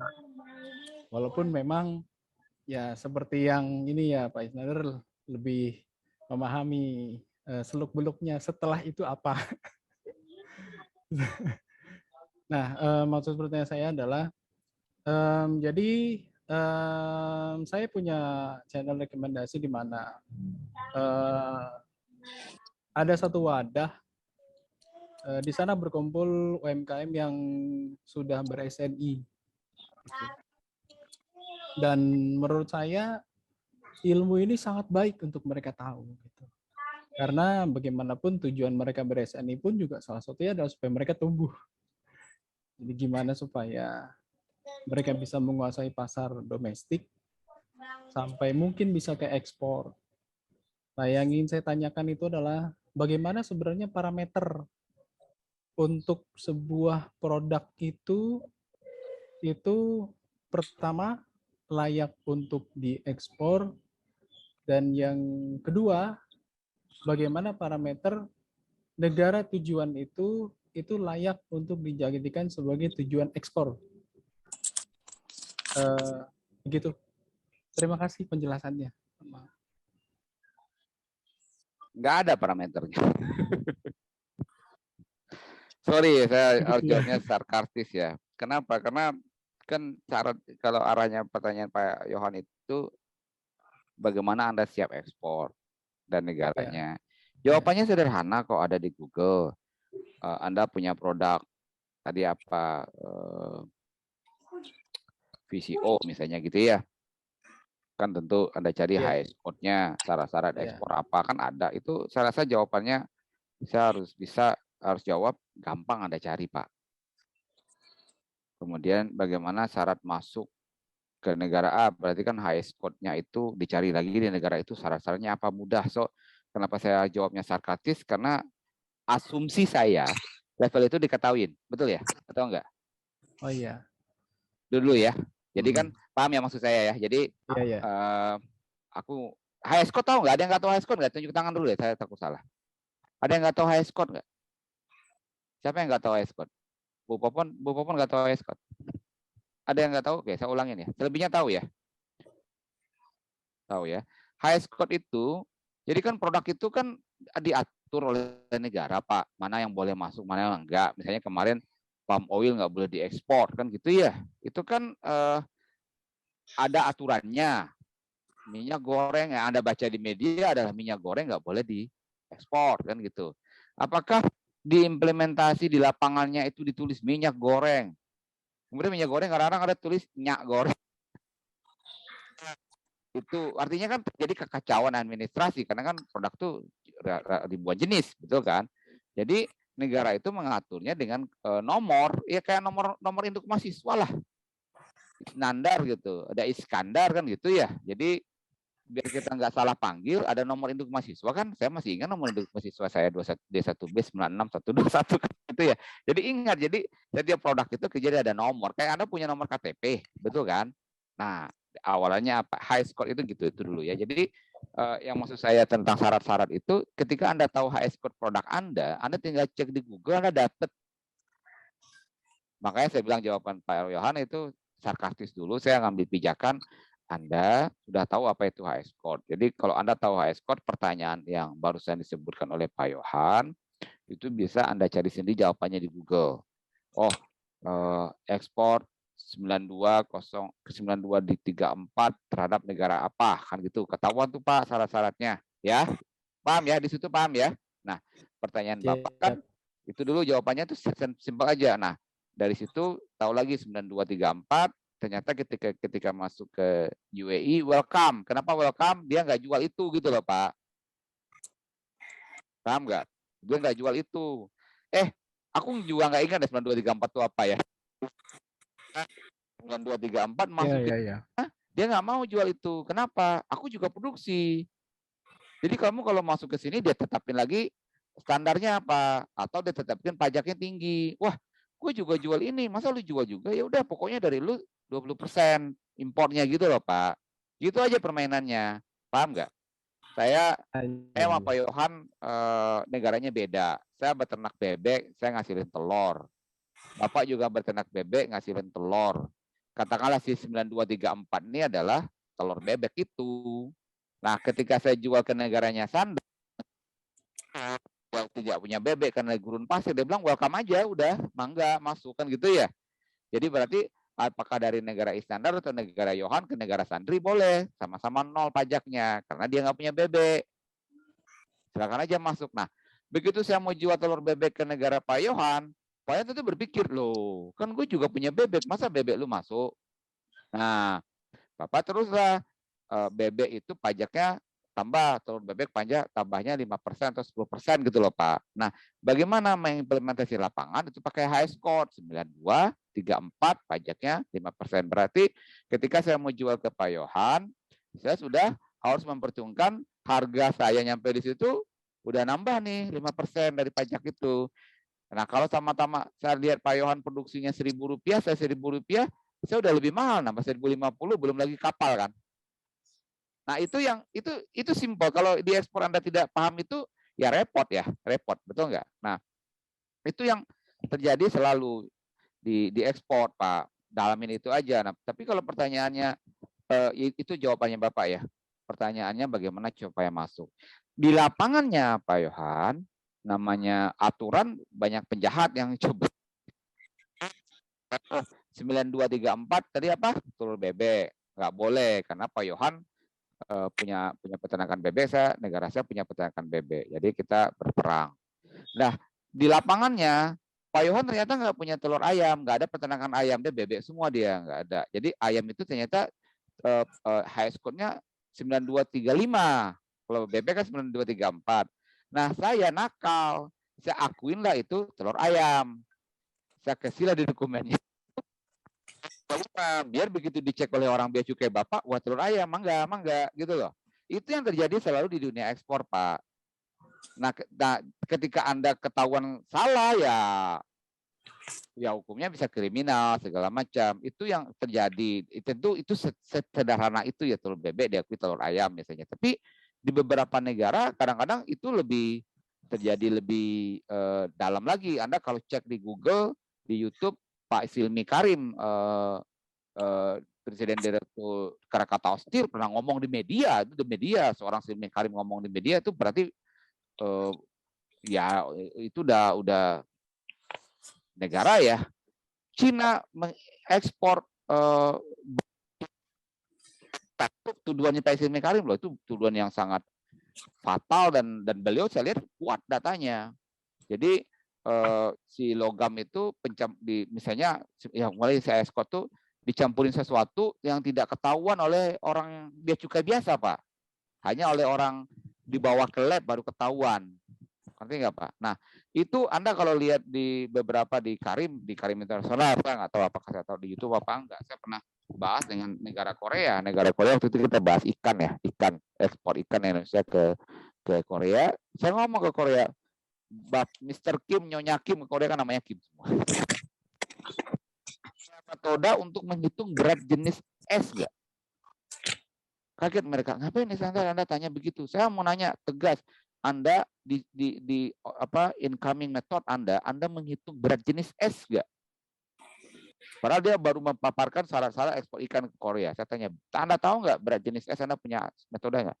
Why you ask that things? Saya bilang, karena klien kita itu bertahun-tahun nggak bisa ekspor ke Saudi Arabia. Kalah dengan Vietnam. Vietnam lebih murah. Kemudian Saudi Arabia nggak sengaja, akhirnya pernah ngecek berat jenis es. Jadi ikan itu kan kalau dikirim kan dengan es, Pak. Ya dong. Nah, jadi satu kilo atau katakanlah 1 kilo bongkahan ikan dan es kan, betul kan? Nah, si Vietnam itu ternyata karena esnya dikasih pemberat, tujuannya misalnya bukan untuk curang awalnya supaya esnya nggak gampang mencair. Dikasih pemberat, jadi dari 10 kilo itu misal berat esnya 3,7 kilo. 3,7 kilo gitu ya. Sementara berat es Indonesia itu 3,4, udah beda 0,3, Pak. Nah, itu yang terjadi di lapangan di aturan sederhana itu terjadi di lapangan. Nah, apa yang dikeluhkan orang-orang yang tidak ngerti lapangan? Kenapa kita lebih mahal ya? Harusnya kan ada subsidi ini. Enggak, bukan itu. Ada hal teknis di lapangan yang memang harus sales yang profesional yang tahu. Karena juga tidak semudah itu diplomasinya. Anda bukan Silmi Karim yang Anda bisa tunjuk hidung. Dia curang kan gitu ya.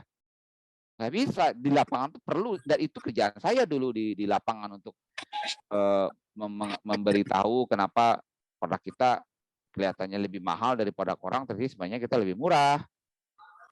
Itu skill, Pak, dan itu nggak bisa by tulisan, Pak. Kadang-kadang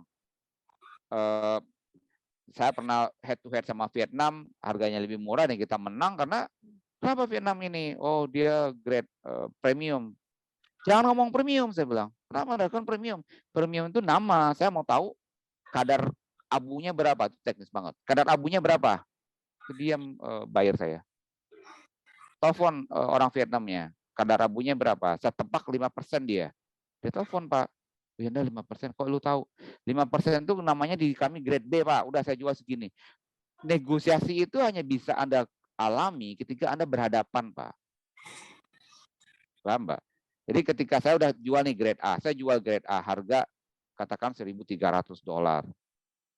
Udah mau deal, tahu-tahu Vietnam masuk grade premium. A dan premium kan nama yang berbeda ya. Kalau A tentu A, B, C, D kan gitu ya. Premium berarti ada eksekutif B.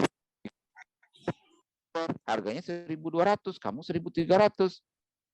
Bagaimana mengartikulasikan premium dan A kalau Anda tidak punya knowledge? Nah, saya nanya, es kontennya berapa? Karena untuk menentukan A dan premium atau apapun adalah kadar abu misalnya di produk ini. Kadar abunya berapa? Jangan ngomong premium. Berapa kadar abunya? Dia telepon. Oh, 5% kan? Saya tebak 5% kan? Iya. Itu bagi saya namanya B. Ini harga saya 1.220. Cuma mahal, lebih mahal $20. Tetap kita lebih mahal ya. Bagi kita. Nah, sales yang kami kenal itu mengetahui harus berperangnya di area itu, Pak. Kalau dia berperangnya tuh kita 1.300, ngomong curhat lagi ke produsen, ke produksi, area produksi. Kok kita 1.300 A kita kalah. Vietnam premium loh. Premium itu lebih tinggi loh, Pak. Menurut Anda lebih tinggi. Premium itu lebih tinggi. Kok dia cuma 1.200? Gimana kalau Anda coba bikin, pabrik coba bikin A-nya 1.180, akhirnya irit lagi, ya salah satu yang irit itu adalah gaji Anda nggak naik kan. Itu yang terjadi, Pak. Mohon maaf. Itu yang terjadi di dunia sales ekspor. Pak Firdaus silakan, Pak. Kita sampai jam berapa ya ini ya? 15 menit lagi lah. Baik. Bismillahirrahmanirrahim. Assalamualaikum warahmatullahi wabarakatuh. Salam. Sebelumnya perkenalkan, Pak, saya Firdaus dari Agam juga, Pak, di Lubuk Basung. Banyak orang Agam. Alhamdulillah sehat, Pak. Usaha saya itu bidang peternakan, terutama peternakan sapi dan kambing. Saya juga alumni kimia, Pak, angkatan 2007. Cuman beda kampus kali ya. Ya dari Andalas, Pak. Apa namanya? Saya mulai beternak sapi itu dari 2012, Pak, sejak tamat kuliah. Mungkin sedikit bercerita, Pak. Saya bersyukur sekali dapat link tentang ekspor ini. Sebenarnya sampai saat ini saya belum kepikiran untuk ekspor. Kenapa demikian? Karena terutama bidang peternakan sapi sampai saat ini untuk masalah marketing untuk dalam negeri saja itu Indonesia masih belum swasembada daging, kan? Apalagi saya jangankan untuk swasembada daging, untuk kebutuhan kurban karena saya lebih mengejar pasar kurban. Itu masih kurang kita untuk Sumatera Barat karena saya masih mendatangkan sapi dari Medan yang terdekat, kadang dari Kupang atau dari Bali. Nah, pertanyaan saya, Pak, sekitar awal tahun kemarin kita para peternak milenial itu diundang oleh Menteri Pertanian. Di masa pandemi ini, salah satu produk yang meningkat yaitunya pertanian ekspor di saat kementerian-kementerian lain mengalami penurunan. Nah, pertanyaan saya pertama itu, dengan kondisi kebutuhan pasar dalam negeri itu masih sangat tinggi, terutama kebutuhan daging, terutama lagi kebutuhan kurban, apakah kita harus membuka keran juga untuk ekspor, Pak? Sedangkan daging untuk saat ini itu lebih banyak itu impor, baik impor bakalan dari Australia ataupun impor daging beku dari India. Kemudian terkait dapur bersama, Pak, apakah itu saya benar pemahamannya, mungkin tolong dikoreksi lagi. Jadi saya menjualkan sapi itu ke berbagai daerah di Sumatera Barat, masuk ke Mentawai, ke beberapa daerah di Sumatera Barat. Ada beberapa pesanan saya, ini terkait marketing ya, Pak, di daerah Sijunjung, Batu Sangkar yang jauh dari lokasi kandang saya. Maka saya dengan beberapa teman yang jaringan petani milenial, peternak milenial itu, untuk menghemat kos, maka saya ambilkan sapinya misalnya dari daerah Damasraya, saya ambilkan dari Sijunjung atau Pasar Palangki. Apakah ini masuk dari pengertian dapur bersama tadi, sehingga meringankan kos, tapi kebutuhan konsumen tetap terpenuhi. Kalau saya membahasakan marketing itu, ya seperti maklar everything, ya. Barangkali itu, Pak. Kemudian sedikit lagi tambahan, ketika masa-masa pandemi, saya pernah melihat Lion Air itu mempunyai usaha akikah antar negara, gitu ya, kambing akikah antar negara. Karena salah satunya adalah mereka melihat usaha bidang akikah ini itu cukup menjanjikan, terutama di berbagai negara Timur Tengah kalau saya tidak salah tuh membaca artikelnya. Nah, mohon komentar juga Pak terkait ini. Barangkali itu. Terima kasih. Assalamualaikum warahmatullahi wabarakatuh. Mangga Pak. Sorry, satu dulu ya. Dapur bersama itu dapur ya, dapur. Jadi dapur itu sarana produksi memasak di situ. Jadi mohon maaf saya harus tegaskan itu dulu karena kita orang Melayu ya, kita suka twist bahasa ya. Dan itu diekspor tuh nggak boleh banget tuh Pak. Attitude twist bahasa itu diekspor tuh nggak. Saya sendiri lagi menghadapi masalah yang kita jadi harus telan getahnya. Ketika kita kirim barang, saya dapat buyer, kita kirim barang, kita cari supplier, kita kasih supplier itu karena kita lihat beliau knowledgeable. Kemudian dari produk itu berkembang 5 SKU dan delivery pertama. Kemudian 1 minggu atau 2 minggu sebelum delivery, suppliernya ke saya ngomong, Pak Iskandar, yang SKU yang itu kami nggak keburu produksinya. Lalu kata, boleh nggak ngambil dari tempat lain? Hubungan Anda apa dia? Subkonnya kita Pak. Oh, subkon. Silakan. Begitu udah dikit, tanya dikit, itu kan iya, saya tanya datanya mana? Loh, subkon Pak. Ya, data dong. saya ambil.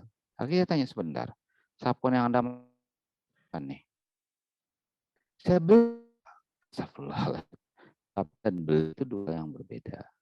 Jadi dapur bersama dan feeder itu beda, Pak. Jadi kalau di hal seperti ini kita campur aduk, nama kita rusak, Pak. Lebih baik jujur aja. Sorry, kita punya pertanian segini dan kita juga trade in. Udah, titik. Jadi kalau Anda itu benar rekanan. Rekanan itu ada rekanan itu in good and in bad. Jadi dalam masalah, dalam keuntungan kita berpartner sama mereka, itu nilai-nilai yang penting bagi wilayah yang saya tahu, terutama Arab ya. Itu nilai-nilai yang penting banget, yang mereka sangat berharga bagi mereka. Jadi Pak Firdaus, hati-hati di situ, maaf. Kalau Anda berdagang, Anda ngomong Anda trade, gitu ya.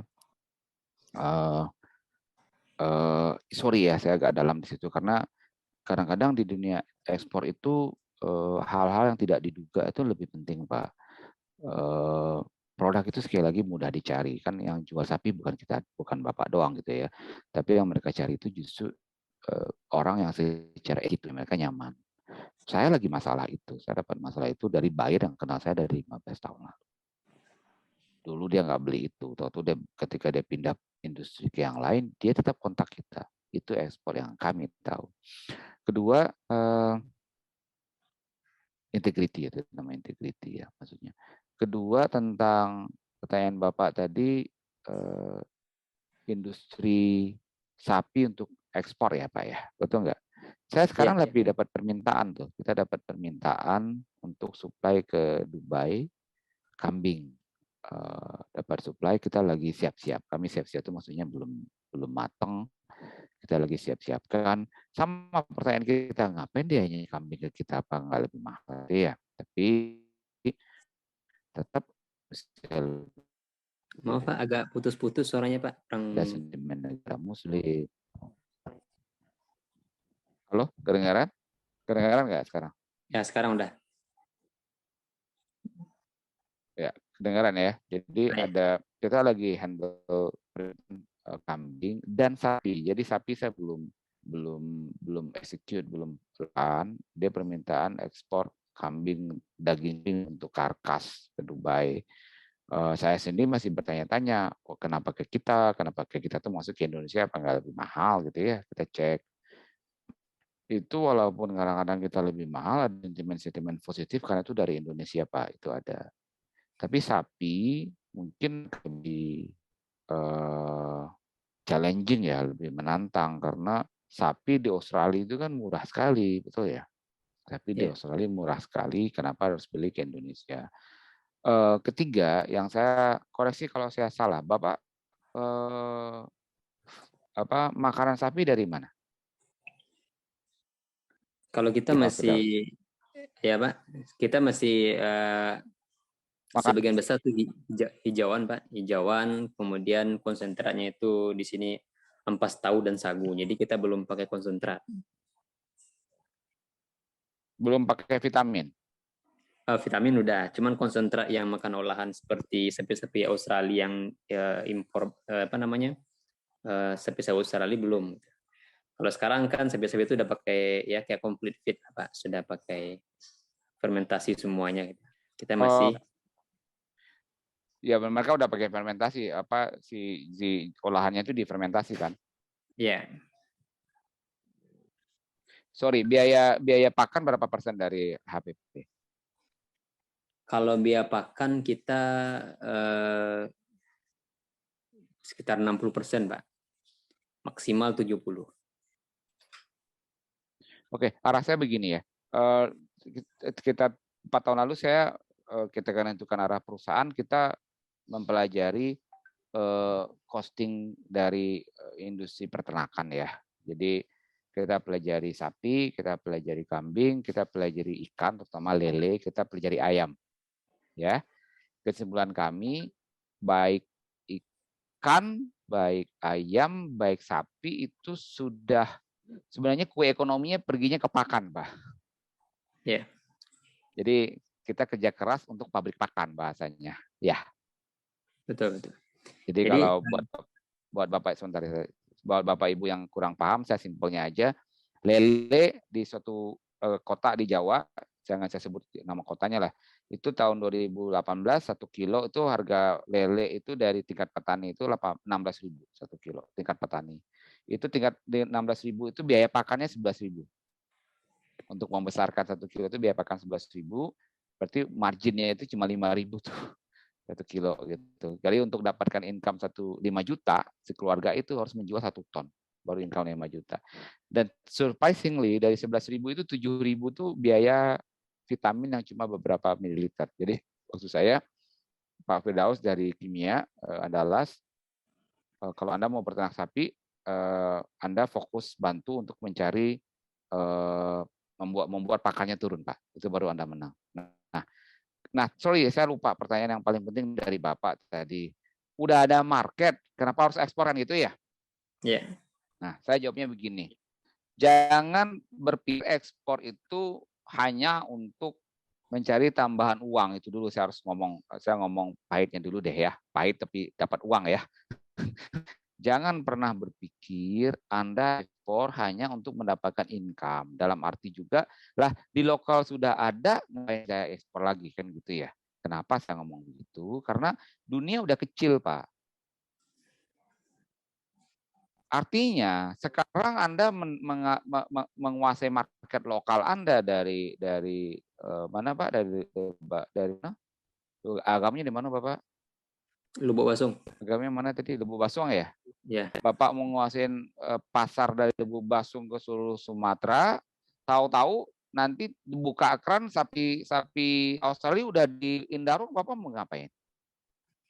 Itu tanggung jawab moral terhadap karyawan Anda sendiri, terhadap orang yang bekerja sama Anda untuk mengetahui di dunia Anda, di petnya Anda di mana.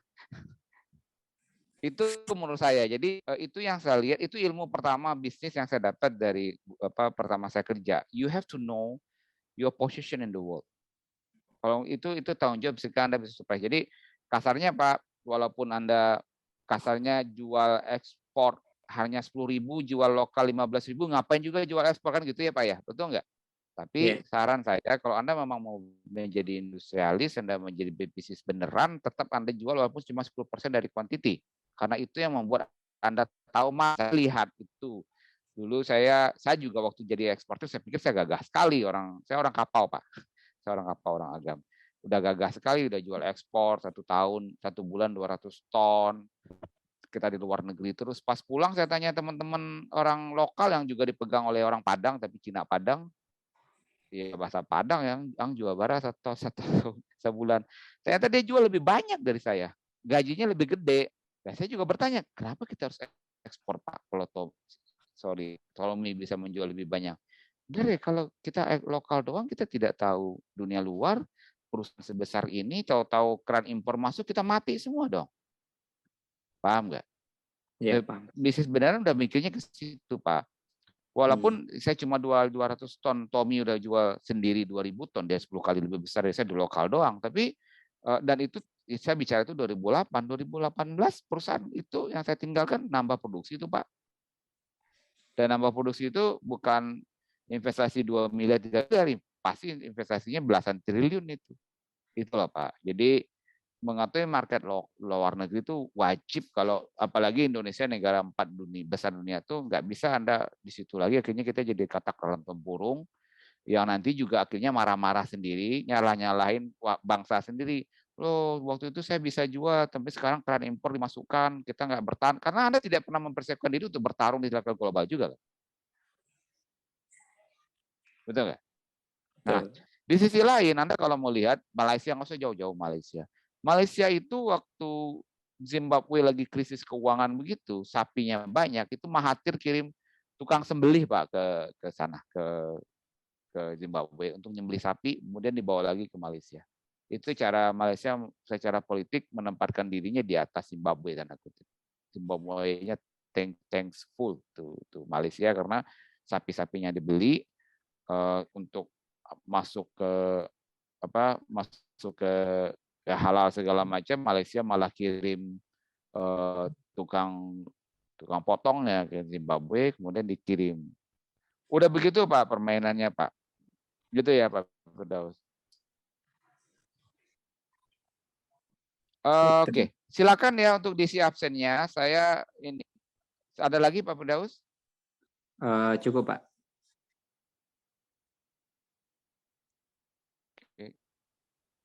Cukup ya. Kita ada, oke, Bapak dan Ibu, kami ada ekspor training, sorry. Silakan siapa yang mau daftar khusus untuk ini saya kasih diskon ya. Nanti kita kontak. Anda tahu semua WA saya ya.